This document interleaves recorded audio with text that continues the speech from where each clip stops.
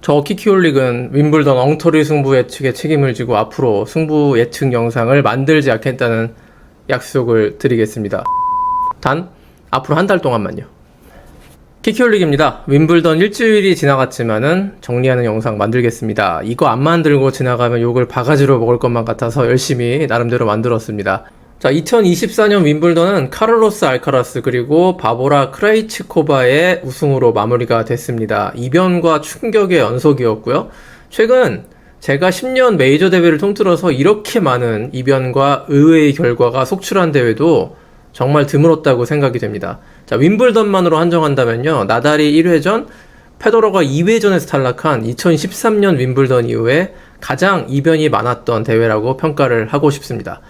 알카라스와 조코비치의 결승전 3대0 일방적인 알카라스의 승리로 끝났습니다. 알카라스가 조코비치를 충분히 이길 수 있는 능력이 있는 선수지만 메이저 대회 결승에서 조코비치를 3대0으로 이기는 건 매우 이례적인 일이었습니다. 간단하게 알카라스의 승인 두 가지만 짚고 넘어가겠습니다. 자, 여기서는 물론 대전제로 조코비치의 무릎 수술 후유증을 언급해야겠지만 그래도 알카라스가 3대0이라는 압도적인 승리를 거둔 거는 무릎 수술 여파 이상의 다른 무언가가 있었기 때문에 가능했다라는 생각입니다. 자, 첫 번째 알카라스의 승리 요인은요, 조코비치의 게임 플랜 실패입니다.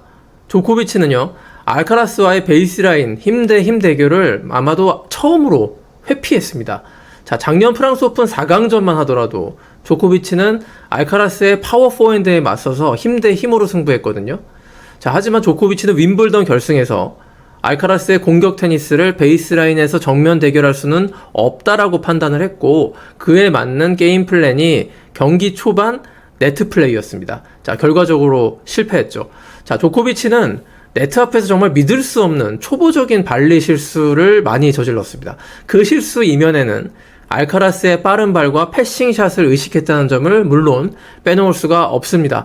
조금만 발리가 느슨하게 갔다가는 알카라스에게 패싱 위너를 허용할 수 있다는 생각 때문에 조급해졌던 것 같고요. 드롭 발리 하다가 네트에 걸리고 의식적으로 깊숙한 발리를 시도하다가 범실을 하는 모습이 많이 발견됐습니다. 자, 사실 조코비치는요, 상대에 따른 게임 플랜 변화에 누구보다 능한 선수여서 이건 의외의 결과였습니다. 2021년 US 오픈에서 조코비치가 메드베데프와 결승전에서 패한 다음에 이어진 마스터스 시리즈에서는 서브앤 발리를 들고 나와서 격파한 적이 있었죠. 자, 조코비치는 베이스라인 대결 대신 네트 플레이를 선택했지만 윈블던 결승전에서 실행 완성도가 현격하게 떨어진 데다 알카라스의 컨디션이 그날 정말 120%로 폭발했기 때문에 완벽히 실패한 게임 플랜이 되어 버렸습니다. 자, 두 번째 알카라스 완승 요인을 저는 서브, 특히 듀스 코트에서의 효율 만점 바디 서브에서 찾습니다. 자, 바디 서브는 좌우로 에이스를 노리는 것이 아니라요, 몸통 중앙 쪽을 빠르고 강하게 겨냥을 해가지고 공격적 리턴을 예방하는 서브죠. 자, 조코비치를 향해서 좌우 포핸드와 백핸드로 서브를 주면 리턴의 각도가 예리하게 들어올 수 있기 때문에 속도를 굉장히 높인, 끌어올린 바디 서브로 승부수를 건 것입니다. 자, 이건 의도적인 게임 플랜이 명확했는데요. 자, 4강전 메드베데프와의 경기에서 알카라스의 듀스 코트 바디 서브 득점이 4득점이었습니다. 그런데 조코비치 전에서는 11득점을 올렸습니다. 더 놀라운 건 바디 서브로 11번을 넣은 게 전부 100% 득점으로 연결됐다는 점입니다. 자, 조코비치가 무릎 부상의 후유증에 있었지만 여전히 리턴만큼은 넘사벽이라고 할 수 있는데, 이를 알카라스가 바디 서브로 공략을 해서 조코비치의 철옹성 같은 리턴을 무력화시켰다, 이렇게 볼 수 있습니다. 자, 경기 분석 이 정도로 하겠습니다. 자, 이제 좀 큰 틀에서 2024년 윈블던 조망해 보겠습니다. 알카라스의 우승 의미심장합니다. 빅3의 계승자는 물론이고요, 어쩌면 우리는 앞으로 10년 동안 빅3의 대기록에 도전장을 던지는 알카라스의 행보 하나하나에 주목을 해야 할지도 모르겠습니다. 21살에 메이저 4번을 우승했고요. 그 어렵다는 채널 슬램, 프랑스 오픈과 윈블던을 한 해 동시 정복까지 했습니다. 자, 빅3보다 초반 페이스가 더 빠르고요. 그보다 더 중요한 건 빅3의 해당 나이대보다 더 높은 테크닉의 테니스, 그리고 더 완성된 체력과 정신력을 보이고 있다는 점일 것입니다. 이미 21살에 하드와 클레이, 잔디라는 세 가지 코트 서피스를 두루 마스터한 알카라스이기 때문에 당장 내년 호주 오픈에서 역대 최연소 커리어 그랜드슬램을 노려볼 수 있을 것입니다. 자, 한 해 메이저를 2개 이상씩 먹는다고 가정하면요. 앞으로 10년도 안 돼서 노박 조코비치의 그랜드슬램 기록을 뛰어넘을 수가 있는 것인데요. 자, 저는 사실 지금 이 시점에서 이런 기록을 논하는 게 허황된 거라고 주장하던 사람이었습니다. 그런데 메이저 대회 4강 결승전의 5세트 경기에서 언제나 지지 않고요. 조코비치라는 타이브레이크의 마술사와 멘털 싸움에서 2년 연속 승리한 알카라스의 무궁무진한 가능성, 정말 이제는 알 수 없다고 생각합니다. 어쩌면 조코비치는요, 미래의 자기 기록을 능가할 수 있는 경쟁자와의 대결에서 2차례 연속으로 패한 것이고요. 이건 어쩌면, 진짜 어쩌면 정말 뼈아프고 뼈아픈 패배가 될 수도 있습니다. 마치 2019년 윈블던에서 조코비치에게 다잡은 승리를 놓친 페더러의 경우처럼 말입니다.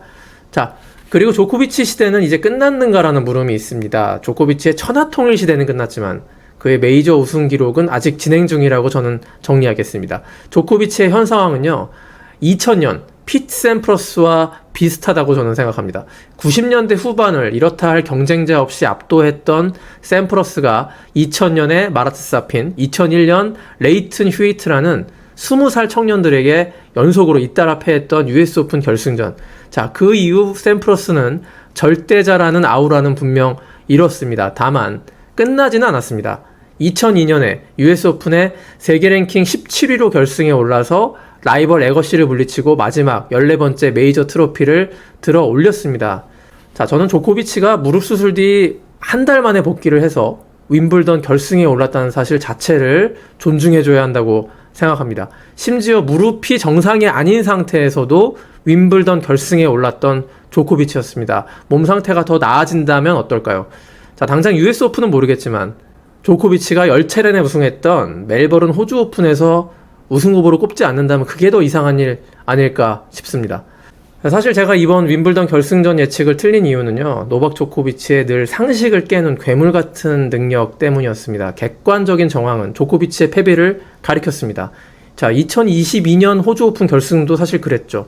준결승전에서 앤디 머리와 5시간 혈투를 벌이고 그 하루를 덜 쉬었는데 나달을 상대로 6시간 승부에서 승리를 하고 우승했습니다. 그때부터 저는 조코비치의 정말 좀비스럽고 괴물 같은 테니스 실력과 끈기, 정신력, 체력에 속아서요, 여러 번 예측과 어긋난 승부를 너무너무 많이 봐왔습니다. 이번에도 아마 저는 그걸 의식했던 것 같습니다.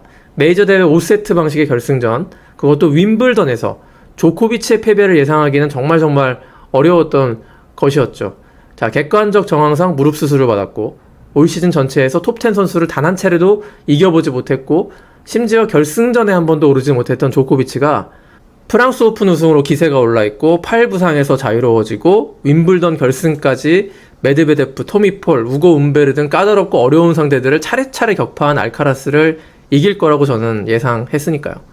자, 이제 3번의 메이저 대회가 끝나고요. 다음 주부터 올해 또 하나의 하이라이트 파리올림픽 테니스가 열립니다. 조코비치의 마지막 올림픽 금메달 도전, 앤디 머리의 고별 무대, 나달 알카라스 환상 복식조의 블록버스터급 복식 쟁탈전, 그리고 지난 2달 가까이 클레이에서 갈고 닦은 흑신 라파엘 나달의 단식 금메달 가능성까지. 자, 롤랑 가로스에서 열리는 파리올림픽은 역대 올림픽 테니스 가운데 가장 큰 관심을 모을 것 같습니다. 키키올릭은 그러나 아쉽게도 이번 올림픽에 방송기자로 KBS 출장을 가기 때문에 한동안 유튜브 영상으로 뵐 수는 없을 것 같습니다. 또 다녀와서요, 제 키키올릭 테니스 유튜브가 큰 폭의 변화를 맞을 것 같은데요. 그것도 많이 응원해 주시면 진심으로 감사하겠습니다. 자, 그럼 영상 마치고 저는 7월 20일 토요일 밤 키키올릭 라이브로 파리올림픽 전 마지막 인사를 드리도록 하겠습니다. 고맙습니다.